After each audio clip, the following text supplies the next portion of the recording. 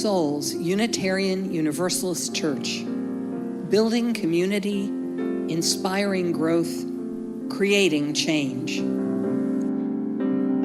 Here in the heart of Kansas City, we come together to create this hour of shared reflection so that we might be renewed in courage for these times and inspired to lives of greater dignity, higher purpose, deeper generosity, and more effective action. If you are new to Unitarian Universalism or to our congregation, we want to get to know you and share a part of your journey. If this place is already your spiritual home, welcome back. We need one another, and it is good to be together again. We are so excited to be together in person again after almost 2 years of gathering only online during the coronavirus pandemic. Nevertheless, through the gifts of technology, we continue to celebrate community and connections with each other online also, as we lean into the values of justice, compassion, and reason. Together, we learn the love that has the power to overcome both loneliness in the heart and oppression in the world. Welcome to our service this morning. May the words and music and images that we offer today nourish our best selves, calling forth abundant wisdom and love.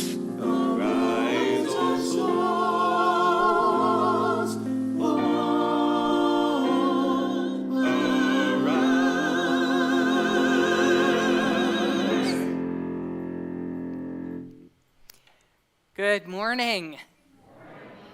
And welcome on this lovely day when spring has perhaps arrived to stay at last. Welcome on this joyful morning when the ground around us is littered with the broken shards of one more historic glass ceiling, as we rejoice in our nation's selection of Ketanji Brown Jackson to be our next Supreme Court Justice, the first Black woman so appointed. Yes.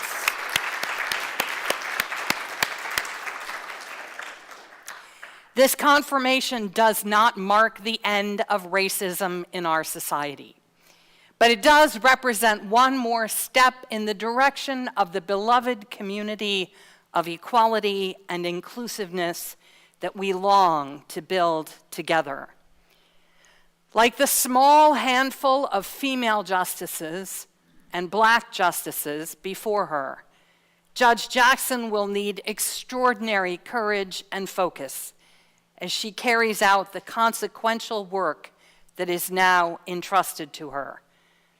She will be subjected to intense scrutiny and unimaginable pressure for reasons that have nothing to do with her extensive qualifications for this role. And yet, her being who she is changes who sits at the table of power in this nation and whose voices interpret the meaning of law and accountability among us. May she be encouraged and strengthened by the support and good wishes and hope that go with her as she takes her place in the highest halls of justice and in the history of democracy and freedom. Today, we also recognize Palm Sunday, which begins the Christian Holy Week leading up to Easter. We remember Jesus' theater of the absurd and the oppressed, publicly mocking the Roman governor's pompous arrival in Jerusalem on his high-bred stallion, surrounded by his legions and obsequious minions. The rabbi from Nazareth chose instead a humble beast of burden, a little female donkey followed by her ridiculous and adorable colt. And the common people welcomed him, not with the red carpets of wealth and power, but with the palm leaves that grew wild and were ready to hand everywhere. May we too find ourselves preparing the way for wisdom, compassion, and generosity, cheering for the downtrodden and mocking the pretensions of abuse and supremacy. My late colleague David Rankin says that Palm Sunday is found wherever we are serving a noble and unpopular cause with selfless devotion, holding to the ideals of truth and justice. Wherever we are seeking to uplift the fallen, to comfort the brokenhearted, to strengthen and encourage the weak and hopeless. Wherever we are working bravely and persistently in the face of abuse and criticism to establish more equitable relations in the world. Whenever we are sacrificing our lives in behalf of what we believe to be the service of love for all humanity, that is Palm Sunday. We also bring greetings to our Muslim friends and neighbors on this 8th day of the Fast of Ramadan. Until approximately May 2nd, they will be abstaining from food and drink during daylight hours and making a special effort to center spiritual values and practices in their lives. Unlike the practice of fasting in the Christian traditions, which is often a form of personal or private penance, Ramadan is an intensely communal observance. When Muslims often wish each other an easy fast, taking support from the awareness that they are all in it together, and gather with family and friends for abundant breakfasts and suppers during the hours of darkness. They also hope to more consciously control the impulses of gossip, fighting, and complaining during this time. The Fast of Ramadan has two overriding purposes. One is to remind the believers that even the commonest, simplest, and most essential human needs are ultimately provided by God. We are all dependent upon each other and on the larger forces of the universe. No one, however powerful, is self-sufficient.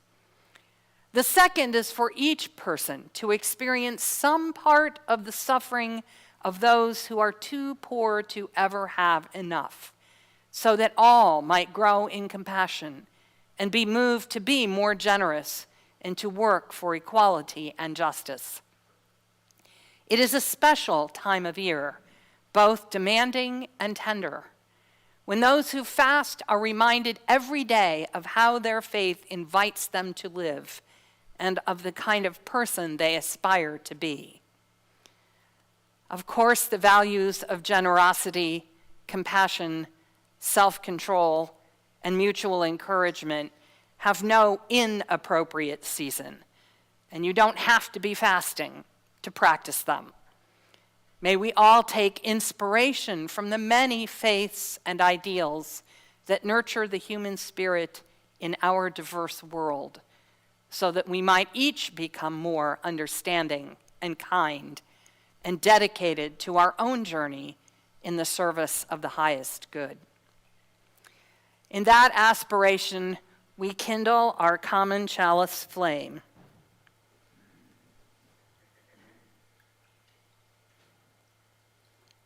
Perhaps.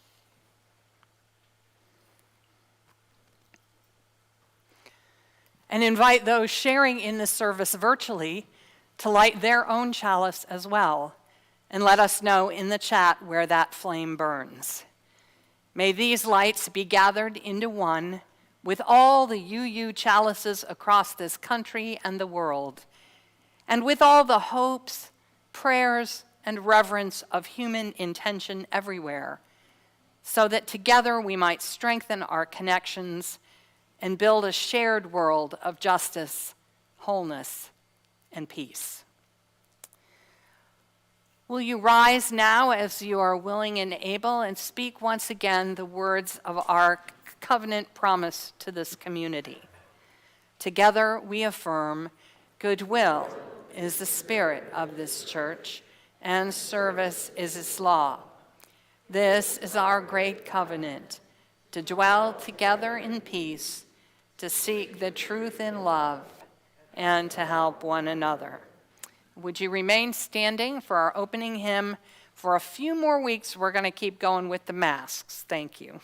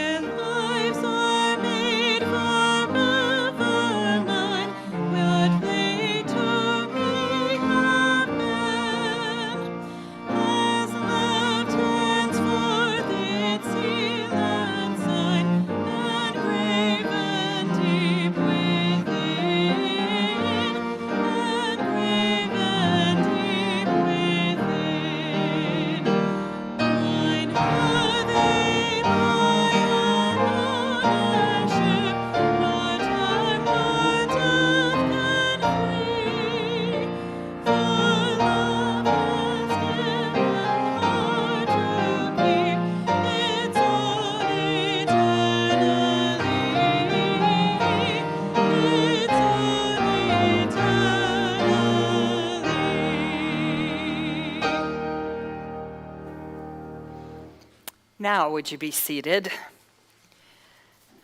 This morning, we will be celebrating the role of our endowment in the work and mission of All Souls, and the significance of legacy in our lives. I invite you now to pause for a moment and consider what important gift from the past you cherish in your own life. It might be your grandmother's recipe collection, or your great-grandfather's woodworking tools. It might be the library in your hometown, or the natural beauty of our national park system. It might be a summer cabin where your family has spent time for generations, or a tradition of knitting, or a special card game that your parents and their siblings taught you to play. Perhaps it was the grade school you attended, or the business where your career unfolded, or a book, or a piece of jewelry handed down the generations. What personal or public inheritance has been the most meaningful to you? What do you hope to bequeath to the generation that follows yours? And when you've had a moment to think about that, if you feel safe to do so, turn and greet someone nearby you and share a bit about the legacy that you value. Extra credit if this is someone you did not come in with, especially a younger person. If you are being more cautious, you might want to contemplate the meaning of legacy more deeply by yourself. That works too.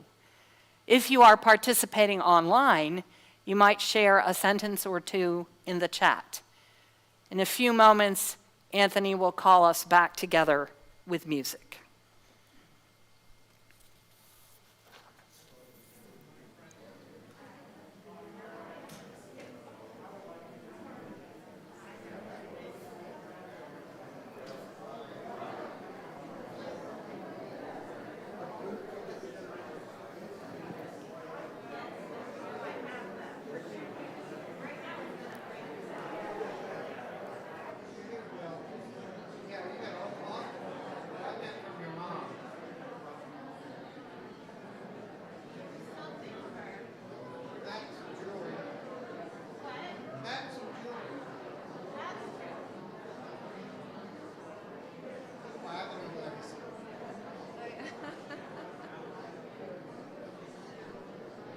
is your legacy? People can steal my stuff, but I'm gone. Worry about it all now. Right, yeah. I don't know what mine is. I'm going to give my cello to Chloe. That's all I've got. Somebody's going to do the cello. Yeah, great. That's what somebody's going to be Steinway when I die.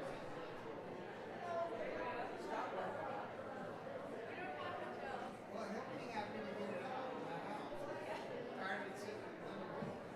Why do we have this big thing in our house?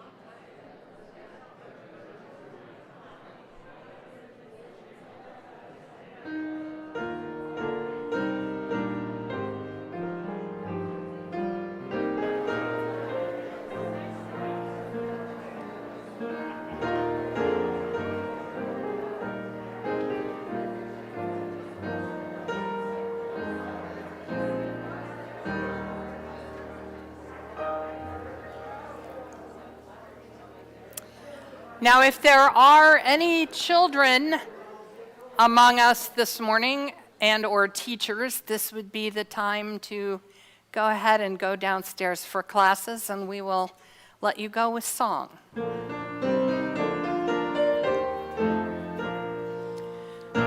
now in peace, may love guide all your ways. Beauty be the blessing of your nights and days. Truth on your lips and kindness in your deeds. Faith to follow where the human spirit leads.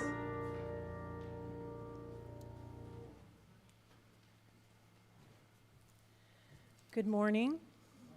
Can you hear me okay? I'm new to the microphone business up here. I'm Becky O'Connor, and I'm the current chair of Endowment. First of all, I want to, on behalf of Endowment, I want to thank you for your attention today and your ongoing support of our mission. This is what we hope will be the first of an annual endowment service where we just kind of remind you of who we are and what we do and seek your help with our mission. I've got some slides that'll be going during my talk. They have a little bit more information than I'm going to say, so if you're worried, I'm not going to read everything that's on those slides, so you can breathe a sigh of relief over that. Our mission is to act as stewards of the church's endowment fund and to ensure its continuance. We abide by the terms of the endowment agreement, which was established in 2017, so you can read it on the church's website if you're having trouble sleeping some night. As you know, the church is you, the members, and this is our savings account. In our stewardship role, we made a big decision a couple of years back to transfer the management of our funds to the UUCEF, the UU Common Endowment Fund. Having our money invested there enables us to put our shared values to work and to be a part of their increasing focus on socially responsible investing. The UUCEF makes all decisions regarding investments, and given the volatility of the markets, in case you hadn't noticed, it's been a little crazy these last few years, we wanted investment professionals rather than church members to make decisions about where to invest our money. Endowment asks for this special service today for a variety of reasons. We want to remind you who we are and what we do, and to thank you because we could not do what we do without you. And most importantly, and specifically, we are asking you to give to Endowment, either now or through your estate. By giving to Endowment, you impact tomorrow today. If you have already given or committed to giving, thank you very much. If you have not given or committed to giving, would you please consider it? No gift is too small to have an impact on the future. Endowment monies benefit from compounding, just like your personal retirement account did. That makes the asset grow in size. From the money generated from the asset's growth generates income on both the original asset and the amount by which the asset increases. So thank you for your generous giving. Thank you to my committee. I'm currently serving with Diane Spencer, Jamie Kolsch, LaBarr Hicks, who I guess has a birthday today. Happy birthday. And Alex Westerfield, who's currently the treasurer of the church. Please put endowment on your memo line if you're writing us a check today, which would be a great idea. And again, thank you so much for your time, your consideration, and your support. The offering will now be received.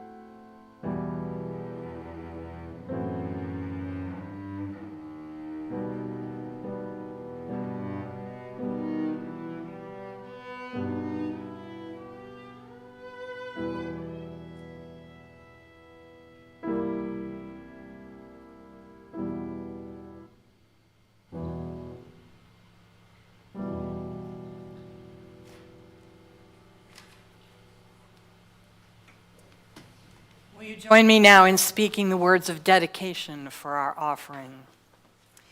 We dedicate our offerings and our actions to the mission at the heart of this congregation, to build a respectful, caring community, to inspire personal and spiritual growth, and to create change toward a just and compassionate society.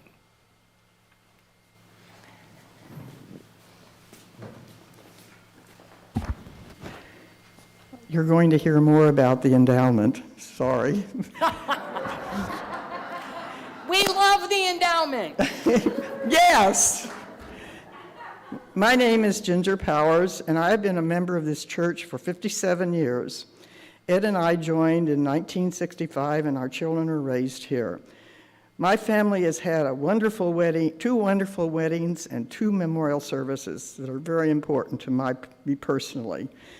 We were on the committee to buy and renovate the Simpson House, and I have served on the board and many committees through the years. And I say this because I have a vested interest in this church. I really care about it, and it's cared about me and my family. I have so many good friends here, and I want this church to always be here for now and for the future. So I'm here to talk about the endowment. When we first joined in 1965, there was not an endowment in place. The church was just going along, barely making our yearly budget, and not until 10 years later, in 1975, did we finally have enough people interested in starting an endowment and give money for it. I remember Ellen Roos left $200,000 in her will to the endowment, and Rachel Snyder also left $200,000 in her will. So that made it come up, and through the years, other members have left money in their wills, no matter how much it was, and now we have about $1.5 million in the endowment. The endowment gives $40,000 to $50,000 to the church budget each year. That's about 1/6 of our whole budget. Also, the endowment has helped pay for air conditioning, heating, and roofing repairs, and renovations, and lots of other things that you can read about back there on the table. I want this church to be in the future, so I have put the endowment in my will, and I encourage all of you to think seriously about the same. Any amount will be graciously accepted. You may not know, but there are 2 choices in our endowments. The regular endowment, which the board can vote to take money out whenever they think appropriate, and the legacy fund that takes 90% of the votes of the congregation to take money from it. I'm personally leaving my money to the legacy fund, but I again encourage you to think about gifting to our church in your will. I appreciate this opportunity to talk and give you information about these 2 endowments. And you can see Diane Spencer or Becky O'Connor anytime for questions. Thank you, Ginger.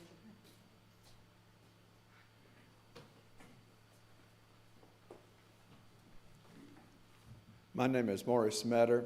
I've been a member of this church for a few years, and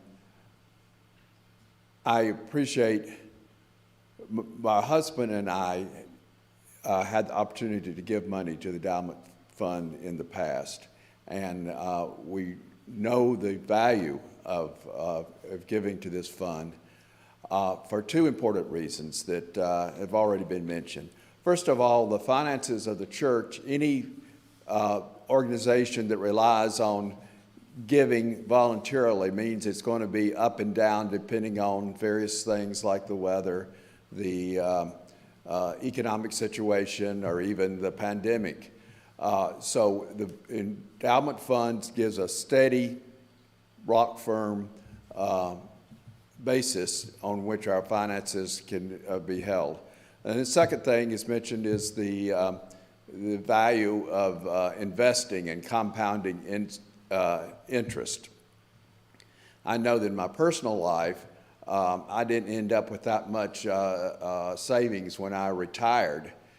Fortunately, though, my mother and my aunt had some funds and they gave me. I invested them with Edward Jones, and I'm living now, besides my Social Security, on the money that I get from there, just as this church gets money regularly from its endowment funds. So for those two reasons, I think endowment fund is very, very important thing.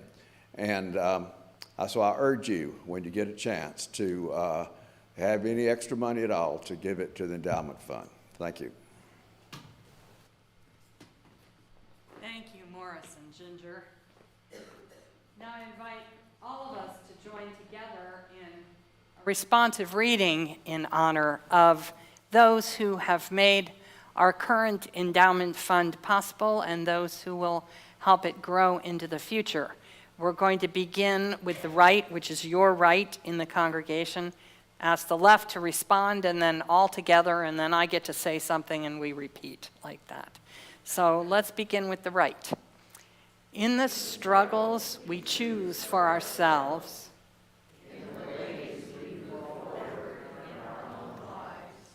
and bring the work of this world forward with us, it is right to remember those who gave us strength for this choice of living.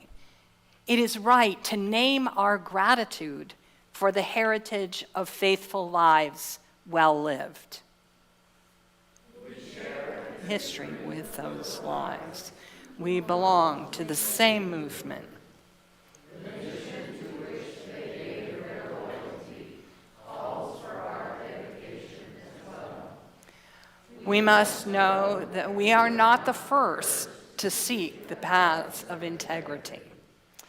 Those who lived before us, who struggled for freedom and suffered injustice before us, left provision for us to come after them.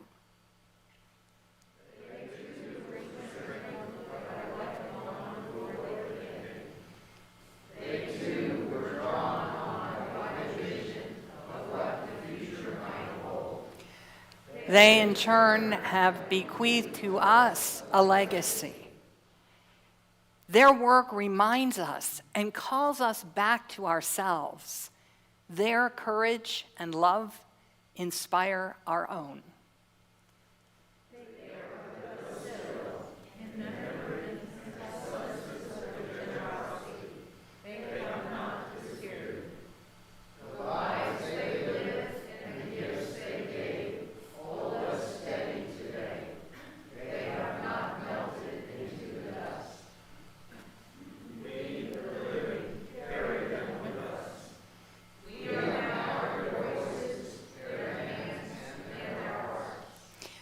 We take them with us, and with them choose the deeper journey of living.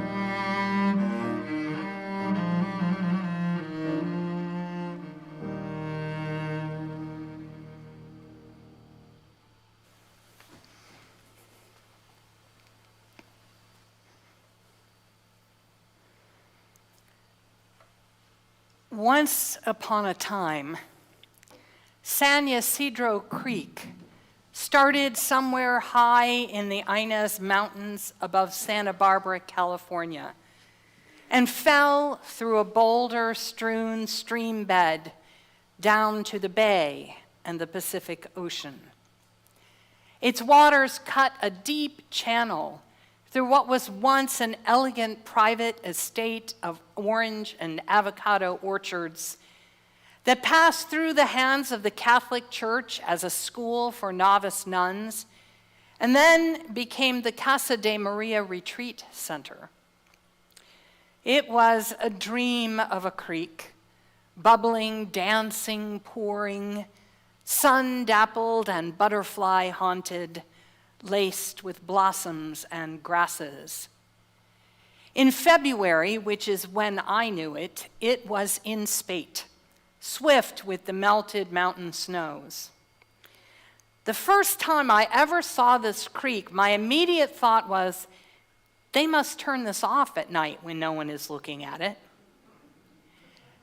Realizing how silly that was, I still had to wrestle a bit to wrap my mind around the idea that this pouring forth was continuous, that the stream flows all the time, splashing over the rocks and into the tiny pools constantly, whether I was watching it or not. And it struck me that the creek, in its careless fullness, in its unceasing abundance, was a kind of model for the ceaseless creative energy of the universe, which is also pouring out and over us all the time, whether we see it or not. Our Universalist forebears might have called it the grace of God, freely given to all, boundless and inexhaustible, rather than measured out accordingly as it was earned, the way the Orthodox saw it. In January of 2018, mudslides devastated the mountainside community of Montecito, including the Casa de Maria, obliterating the creek as I had experienced it. This, too, is the ceaseless energy of the universe, continually bringing change.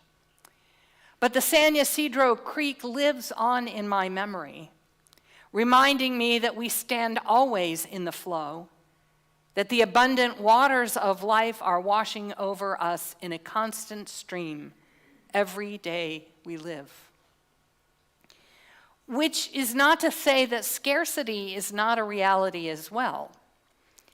It can be easy to lose track of the simple abundances of life if we are hungry or unsheltered or in want of something, as the practice of Ramadan seeks to remind us. There's a Sufi teaching story that explores the nature of abundance. It tells of a seeker who was meditating in the forest and observed a bear with a mangled foreleg. Unable to run or to hunt, the bear seemed destined to die of starvation. And yet, as the seeker watched, a fox came to a certain cave with its prey of that day, and after the fox had eaten its fill, it left the remainder of the meal for the bear. Several days did the seeker observe this same pattern, saying to himself, "Behold how good and generous is God, who feeds the bear by means of the fox, how he provides for all his creatures. I too will put my trust in him utterly." And the seeker retired to another cave to await the arrival of his provision. But the days passed, and nothing came. Finally, on the 5th day, as he was fainting from hunger, a voice said to him, "O thou who art in the path of error, repent, Stop imitating the injured bear and go out and follow the example of the fox. We can understand the abundance of the universe in two ways: as an invitation to complacency or as an invitation to generosity. And I want to suggest this morning that much depends upon that choice. For if we respond with complacency, if we merely accept all the creative energy and all the love and sacrifice that have made our own lives possible, then the abundance of the universe comes to a stop in us. If we choose to receive what we have concluded is our due, and even perhaps to complain that it is not given exactly as we would have preferred it, then we make ourselves something outside the process, something other than the ever-flowing stream of life, something transitory and futile and ultimately trivial. It is when we respond to the abundance of life with gratitude and with generosity that we become part of that universal creativity. When we contribute our own energy to the flowing stream, then it fills us and pours out of us to others so that the stream is enhanced. I believe that to respond to the abundance of life's simple joys and common miracles with generosity is a function of spiritual maturity. It means that you have grown into a recognition of your own role as a giver in the world, in whatever combination of capacities that might take for you. It means that you have achieved that state of being in which it is genuinely more fun to be a giver. And there is more joy found in the power to make other people's lives abundant than in accumulating stuff for yourself. Generosity in giving also functions as a witness against the common idolatry of our culture, that we can own our way to happiness and fulfillment. Most of us, if we took the time to think about it, would probably define happiness and well-being in terms of largely intangible things: our creativity, our accomplishments, the quality of our relationships. And yet there is constant pressure on us to identify these sources of happiness with material objects: the right car, the right credit card, the right toothpaste, the right beer. We all know the truth that none of the things that really matter can be sold: not love or integrity or wisdom or meaning. To give away your money or time or energy in the service of what you value is to defy the false message that wholeness can be bought and sold. To respond to the abundance of life with generosity is also a function of stewardship. It is to make a choice among many competing sets of values as to which ones you want to hand on to the future. In the final analysis, stewardship is about gratitude. For what I am grateful for, I value. And what I value, I want to take care of and guard and conserve, which is the meaning of stewardship. We are stewards of this institution when we are grateful enough for it and value it enough that we want to take care of it and hand it on intact and flourishing to those who come after us. We are good stewards of our own lives and resources when we expend them in the service of what matters most to us, when we use the power of our choices to send into the future those ideas and communities that have been most important to us. Today, we celebrate the abundance that is made possible in the life of this community by our Endowment Fund. We give thanks for the generosity and the foresight of those who provided this legacy for us, for the work and care of our fellow members who currently manage it, and for the opportunity that we have in our turn to invest in the long-term future of this institution so that it will be around for generations to come. There's a lot of concern among preachers and ecclesiastical pundits these days about the future of the church. The dangers of COVID have made certain congregations into infectious hotspots and have eradicated the habit of going to church at all for some folks. More than average numbers of ministers have left the profession. There are more congregations in search than ministers available in several denominations, including UUs. Some people have become accustomed to church as a high-production video experience to which a small, local, low-tech congregation compares unfavorably. In short, the future of the institutional church is currently under debate. Even before COVID, many congregations found themselves contending with aging buildings that did not accommodate either current taste or amenities, with dated music and technology, as well as widespread controversy in some cases over issues of inclusion or political positions. No longer a cultural habit, churches are struggling to articulate a mission that went without saying for so long that many forgot how to say it.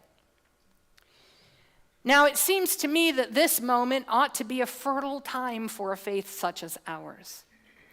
Old religious dogmas are failing to generate the passion they once did. Our mission of building beloved community and nurturing spiritual maturity should have increased appeal if we can manage to sustain contemporary levels of institutional competence in areas like technology and staffing, while keeping connection to our historic values of freedom, reason, and human dignity. If this is going to happen, our generation has to be committed for the long haul. It is not enough to fund the congregation we want to enjoy in the present moment, although that too is essential. But if we believe that the continuity of our values in times to come is as important as the satisfaction of our current needs, we must be willing to plan ahead and assure this community the resources it will take to live into its next chapters. The confidence of an endowment fund allows our leadership to respond thoughtfully and intentionally to changes both within and around us. Without that confidence, too often leaders feel forced to react out of anxiety, scarcity, and panic. When we use the power of our resources to ensure the future of this institution, which embodies so many of our shared hopes, it is a statement of defiance to the culture of self-absorbed materialism, a testimony to the importance of those values that are enduring and beyond purchase. In this context, I want to share with you 3 propositions that guide my thinking about all money matters here at All Souls, including our endowment funds. They are these, and then I'll say a little something about each one. Proposition 1, I want this congregation to be accessible to everyone who finds its message compelling, regardless of their personal financial situation. Proposition 2, I want our institutional choices about how we spend our money to reflect accurately our collective priorities and values. And Proposition 3, I want to build a culture of generosity, gratitude, and abundance in this community. With regard to Proposition 1, I want our faith community to be accessible to everyone who finds its message compelling, regardless of their personal financial situation. This means that I want senior citizens living on fixed incomes as well as graduate students living on scholarships, as well as single mothers struggling to get by, and every other kind of person for whom money is a terribly scarce resource to feel welcome here. I want that because I believe our community will be impoverished if we confine our message to the well-to-do and financially secure. And I want our children's friends in our Sunday school classrooms and their friends' friends, whether or not their parents ever darken our doors or give us a dime. Because be sure of this, the fundamentalist church down the block will not only welcome them, it will send a bus to pick them up. For they recognize that the opportunity to shape a child's or a young person's values is literally priceless. There is no greater privilege than the chance to show someone what the world looks like when it is seen from the perspective of freedom, reason, and compassion. But what that means is this. It means that there is no simple fair share number where we take the total cost of running this place and divide it by the number of members and everybody just pays that much. Doesn't work that way. It means rather that I and any of the rest of you who have money as a resource in our lives need to make it possible for that single mother and that senior citizen and that student and those young people to be here with us and feel completely welcome. It means that each of us needs to support this congregation as generously as we can so that what it takes to run the lights and the heat and pay the insurance doesn't keep people away. And in fact, if what we want is to spread the good news of liberal religious humanism to those who may have the same doubts and convictions that we share, we will have to contribute even more. Paradoxically, the more equally we want our message to be heard, the more unequal our giving will have to be. Concerning Proposition 2, that I want our institutional choices about how we spend our money to reflect accurately our collective priorities and values, this requires as much intentionality in our congregational life as it does in all of our personal lives, as we all struggle to keep our financial decisions congruent with what we say is important to us. It is here that time becomes a major factor.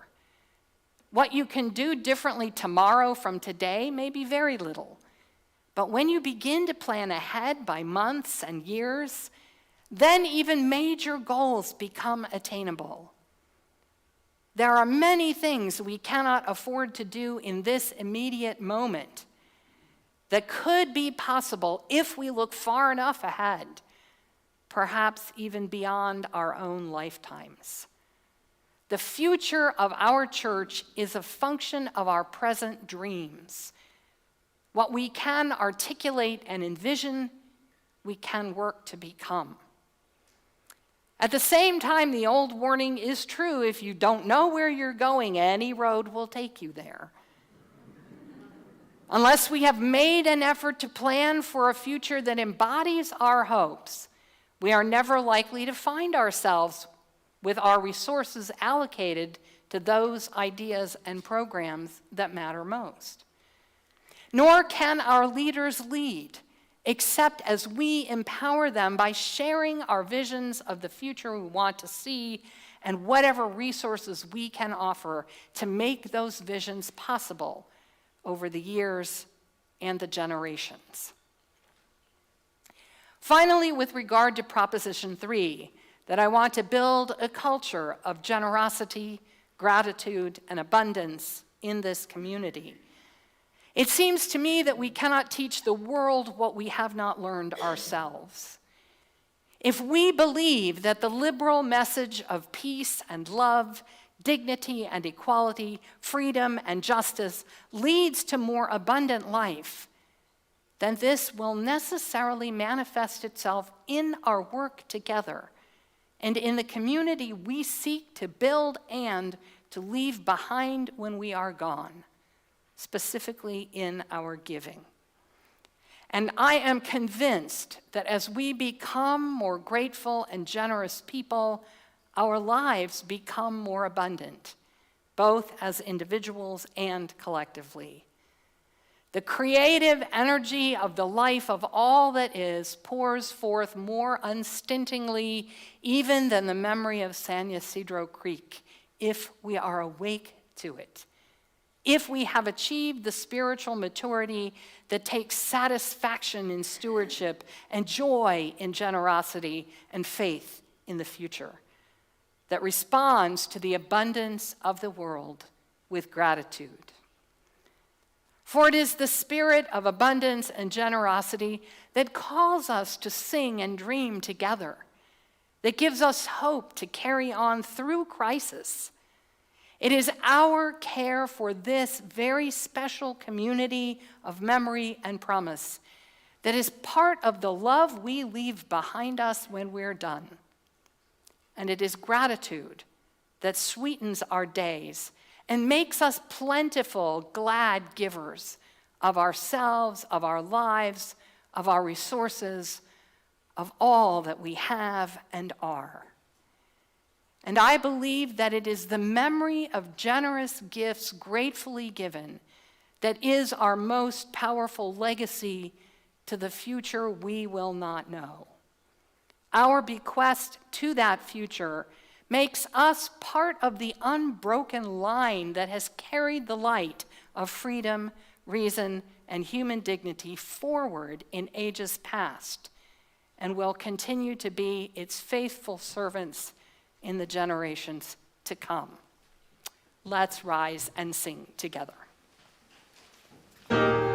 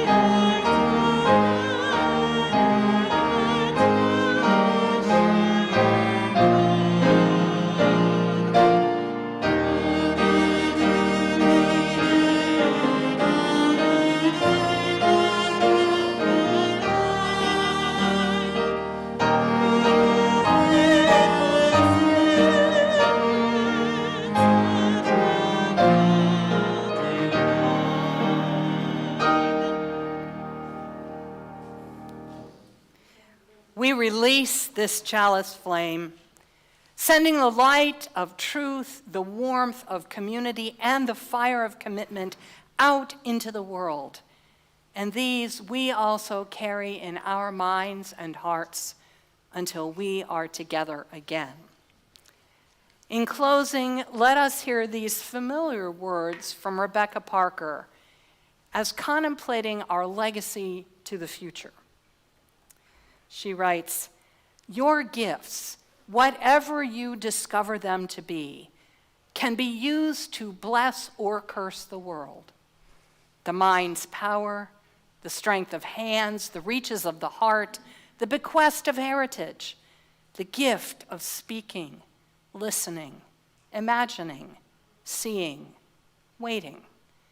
Any of these can serve to feed the hungry, bind up wounds, welcome the stranger, praise what is sacred, do the work of justice, or offer love. Any of these can draw down the prison door, hoard bread, abandon the poor, obscure what is holy, comply with injustice, or withhold love. You must answer this question: what will you do with your gifts? Choose to bless the world. The choice to bless the world is more than an act of will, a moving forward into the world with the intention to do good. It is an act of recognition, a confession of surprise, a grateful acknowledgement that in the midst of a broken world, unspeakable beauty, grace, mystery, and abundance abide. There is an embrace of kindness that encompasses all life, even yours.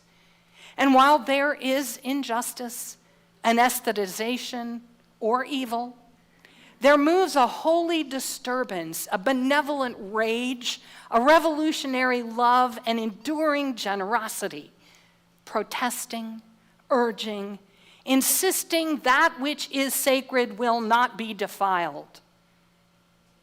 Those who bless the world live their life as a gesture of thanks for this beauty and this rage.